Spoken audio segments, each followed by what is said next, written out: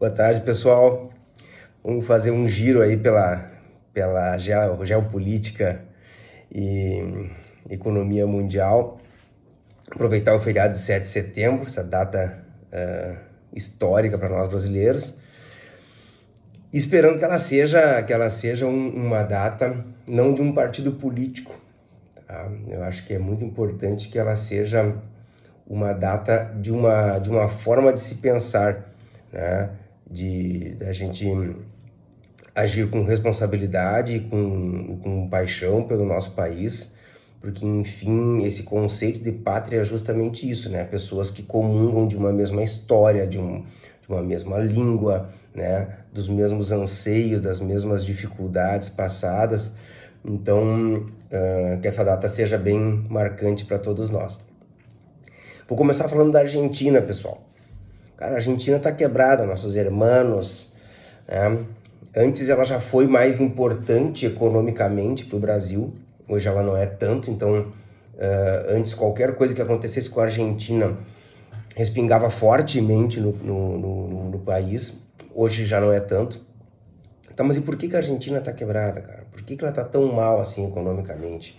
Aqui, cara, tem vários itens assim, cara. O primeiro é o populismo. Cara, não funciona. São muitos anos do peronismo, né, predominantemente no governo. E eu entendo que precisem existir projetos sociais. Isso é importante, mas isso tem que ser acompanhado de muito rigor com as contas públicas e com o aumento de produção. Senão não tem como funcionar. É fácil, eu vou tentar explicar bem rapidamente para vocês. Assim. É como se, vamos pensar assim, ó, só a título de exemplo. Existe uma casa, marido, mulher, um filho. Só o marido trabalha e ganha R$1.000, só por exemplo. Com esses R$1.000 ele tem que pagar água, luz, prover alimentação para essa família e ele tem que comprar os cadernos e coisa para estudo do filho e algum remédio, tá? Um exemplo bem simples, né? Ele tem que colocar nesse orçamento, esses gastos têm que estar dentro de R$1.000. Se o filho começar a dizer assim, ó, pai, eu quero sair para ir numa festa, me dá R$100, ele vai dizer assim, cara, não dá, porque a gente tem que comer, a gente tem o nosso orçamento com saúde, a gente tem que pagar água, luz, e não dá para eu te dar dinheiro algum para tu ir fazer o que eu quero que fosse, fazer uma festa, por exemplo. O problema é que os governos eles não pensam assim, porque eles acham que eles podem emitir dinheiro, emitindo dinheiro, apareceu o dinheiro, e daí eu pego e dou esse dinheiro pro povo. Cara, o sujeito vai comprar, a cadeia produtiva não acompanha, já falei isso aqui no canal. Então, em primeiro lugar, populismo, né? Projetos sociais sem o acompanhamento do crescimento econômico. Então, acho que essa é a número 1. A corrupção. E aqui não tem como não falar da Cristina Kirchner, né? Tá lá com um promotor pediu 12 anos de prisão para ela, 12 anos de prisão, né? Um atentado que aconteceu essa semana que não... Cara, só se alguém for muito inocente que não consegue olhar para aquilo lá e pelo menos pensar que aquilo lá pode ter sido forjado. Eu não estou dizendo que foi forjado, eu não posso falar isso, eu não tenho dados suficientes para isso. Mas sim, pensar, a gente tem que pensar, né? Pela reação dela, pela forma como ela se comportou logo depois do atentado. E aí, cara, tu pega uma Argentina quebrada por causa também do Covid no ano passado, que eles fizeram lockdown. Cara, eles não deixavam os argentinos voltar pra Argentina. Os caras ficaram parados ali em Uruguaiana, não conseguiam passar. Foi absurdo o que eles fizeram, né? Cavaram a própria cova, né? Aí um suposto atentado para Cristina Kirchner, que estava com uma cara maravilhosa, 2 minutos depois descendo do carro e abraçando a população. Fizeram um feriado nacional. Então, passa pela cabeça de vocês que alguém está quebrado, né? E aí a gente pode voltar lá para aquele pai de família lá, que tá com pouco dinheiro ali. Se aparece um serviço para ele no sábado de manhã, ele diz, não vou, R$1.000 tá bom para mim. Cara, passa pela cabeça que num país quebrado, que nem a Argentina tá, faça um feriado nacional no dia seguinte ao suposto atentado da vice-presidente. É duro, né? Então não tem, enquanto eles não fizerem uma reviravolta na sua forma de encarar a economia, e essa última ministra da economia que assumiu não parece ser a pessoa para isso, então nós vamos estar com nossos vizinhos aqui quebrados, com uma inflação aí anunciada pelo governo deles, já está em 70% ao ano, tá? 70% ao ano. Lá nos Estados Unidos são 13,5% e estão gritando. É bastante coisa. Na China, a China está numa seca danada e eles têm muito escoamento da parte produtiva deles por fluvial. Eles estão com uma política de Covid zero, onde eles acabaram de fechar uma cidade lá, gente, para vocês terem uma ideia do tamanho de São Paulo. É só parar para pensar. Vamos fechar São Paulo, fechar produção, fechar tudo para São Paulo durante o tempo que for, enquanto não tiver zero Covid. Para o país.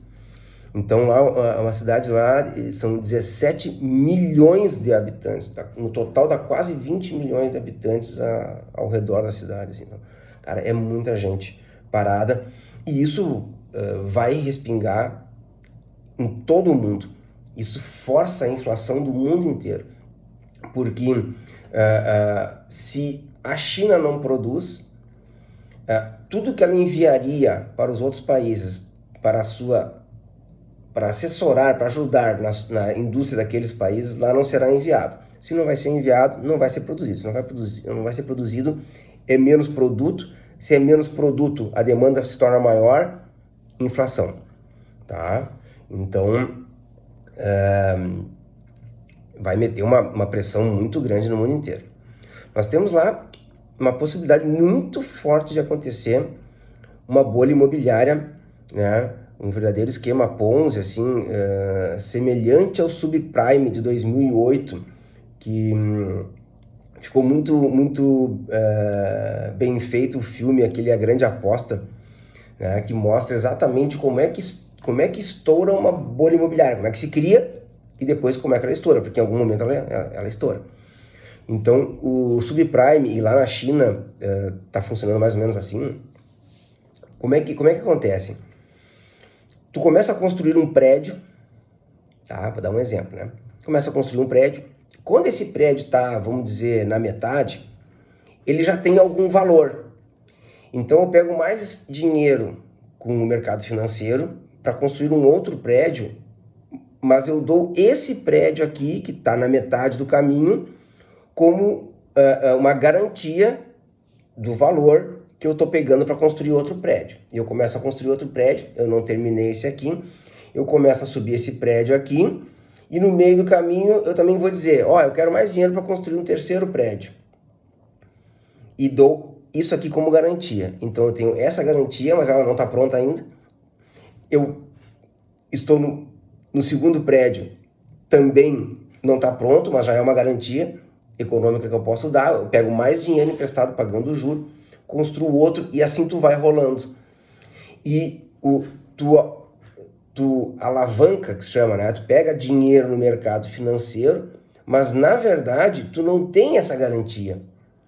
E quando tu faz isso em larga escala e tu constrói uma quantidade gigantesca de prédios, o que acontece? Não teve comprador, as garantias que tu deu, elas não servem de nada, porque os prédios nem prontos não estão, ou se estão prontos não teve quem comprar, estoura a bolha imobiliária, e isso é o que pode acontecer lá com a China.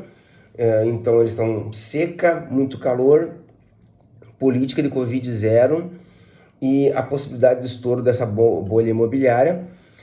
Isso está forçando a China também a se aproximar do Putin, né, do Vladimir Putin, e se aproximar também fortemente do príncipe herdeiro da Arábia Saudita, né, o Mohammed bin Salman, e parece que tem um bloco ali se formando, e isso leva a uma pressão. O Mohammed bin Salman diminuiu a produção de petróleo, isso subiu o petróleo, agora, essa semana, subiu o petróleo, isso é mais força inflacionária. Mas o que tem a ver o petróleo com a inflação? Gente, tudo se movimenta por petróleo.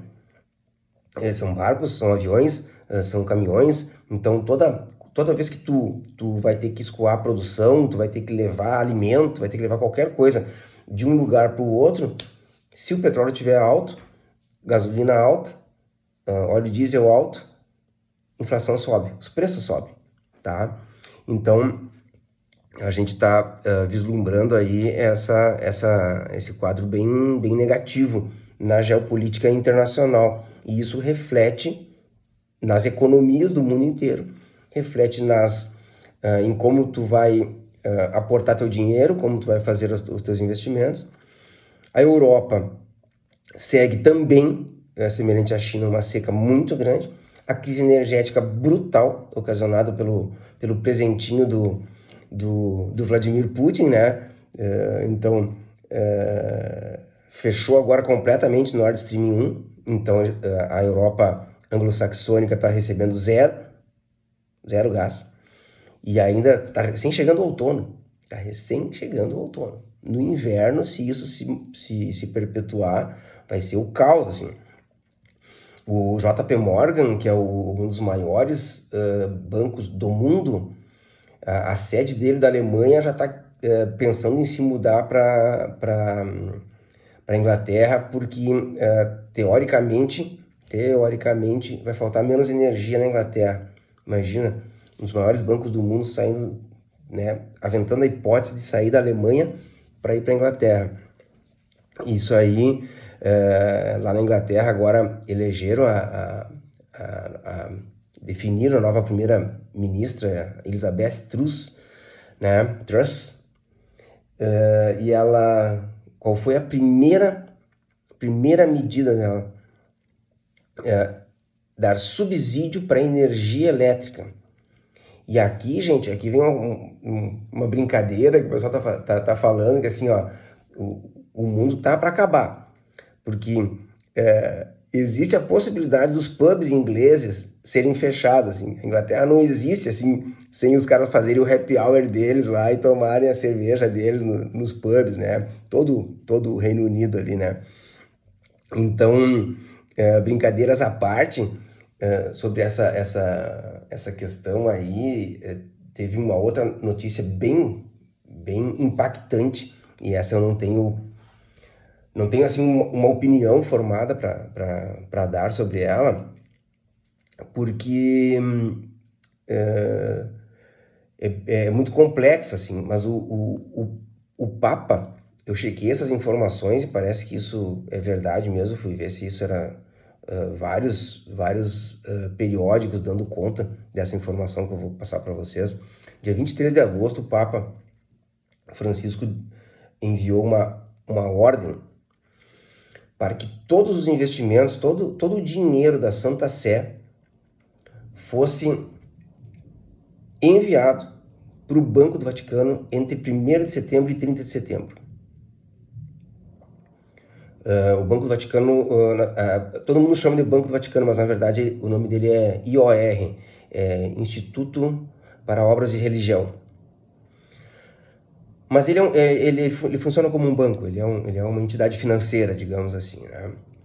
E isso é bem preocupante porque o Papa, a Igreja, eles têm uma capacidade de sobrevivência ao longo do tempo muito grande, e eles têm essa capacidade de se protegerem, inclusive economicamente, politicamente, militarmente falando.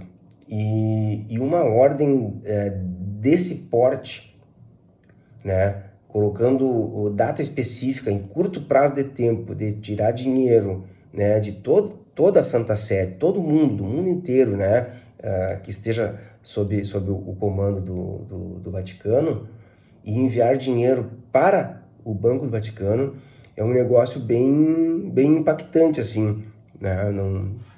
Eu ouvi vários vídeos assim e também as pessoas só ficaram surpresas, mas ninguém consegue dar alguma explicação convincente para isso. Eu penso que seja uma questão de proteção. E se é uma questão de proteção, devem estar sabendo de alguma coisa que a gente não está, né? E dólar subindo, petróleo subindo, bolsas em queda, então realmente está um período bem complicado, mas períodos complicados, via de regra, em questão de investimento, para quem tem um mindset que se chama, né? Para quem tem a forma de pensar de investidor, vocês vão ouvir isso de outros também. Os momentos de oportunidade são justamente os piores momentos. Então, mas quando tu compra algum ativo e que ele esteja sobrevendido, esteja com um valor baixo, nada impede que ele caia ainda mais. Ou, dependendo do tipo de mercado, nesses momentos de instabilidade, nada impede que ele quebre. Então, isso o sujeito tem que estar preparado, né? Tem que ter cabeça fria para isso, tá, pessoal? Então, eu fiz um giro longo, tá? O vídeo vai dar aí quase 20 minutos, mas eu acho que falei bastante coisa dessa semana, o resumão dessa semana passada e dessa. E depois vou ver se eu consigo fazer cortes não tô muito campeiro nesse negócio aí de vídeos, assim. O vídeo que eu opero melhor é o da cirurgia, não esses aqui.